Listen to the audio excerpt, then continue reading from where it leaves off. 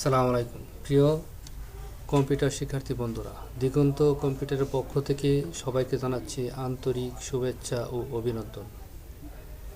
Basic computer কোর্সের প্রথম পর্বে আপনাদের সবাইকে জানাচ্ছি স্বাগত।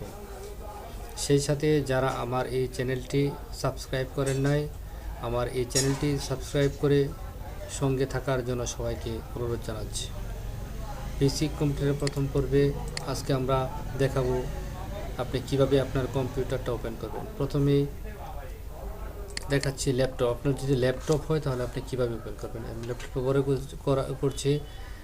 ল্যাপটপের হাত ডান পাশে দেখেন, এই জায়গায় বাটনের মতো একটি অপশন থাকবে, এখানে হালকা ক্লিক করলে আপনার ল্যাপটপটি ওপেন হয়ে যাবে।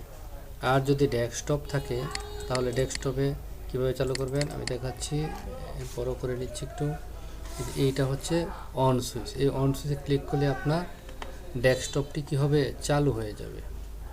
এবার আমরা ল্যাপটপ বা ডেস্কটপ চালু করার নিয়মটি দেখলাম। আর এই যে এখন দেখব মাউস।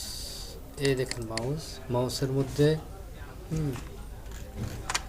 এটা লেফট সাইড, এটা right side, left side right side. এখন আমরা মাউসের ব্যবহারটা দেখব। এই মাউসের এই যে এই তীর চিহ্নের মতো যে অংশটি নড়াচড়া করছে এটার নাম হচ্ছে কার্সর। আর আমরা যেগুলো দেখছি আমাদের সামনে যে সফটওয়্যারগুলো দৃশ্যমান, এগুলি হচ্ছে বিভিন্ন সফটওয়্যার। সুতরাং আমি মাউসের রাইট বাটন ক্লিক করলাম। ক্লিক করার পর দেখেন ভিউয়ে বরাবর রেখে যদি আমি লিরিক আইকন দিই তাহলে দেখেন আমার এই আইকনগুলি কি হয়ে যাবে, বড় হয়ে যাচ্ছে। আবার রাইট বাটন ক্লিক করে ভিউয়ে গিয়ে যদি মিডিয়াম দিই তাহলে কি মিডিয়াম হয়ে যাচ্ছে আমার আইকনগুলি। এরপর আবার ভিউয়ে যাওয়ার পর যদি স্মল আইকনে দিই দেখেন এগুলি ছোট হয়ে যাচ্ছে। সুতরাং আমরা সবসময় এটা মিডিয়ামে রাখার চেষ্টা করব।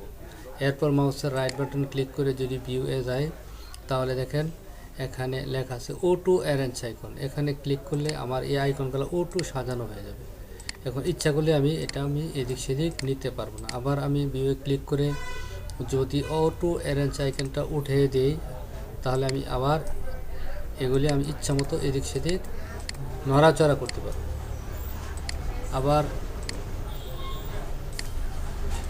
আবার এখানে আমি ভিউয়ে ক্লিক করে যদি শো ডেস্কটপ আইকন দিই,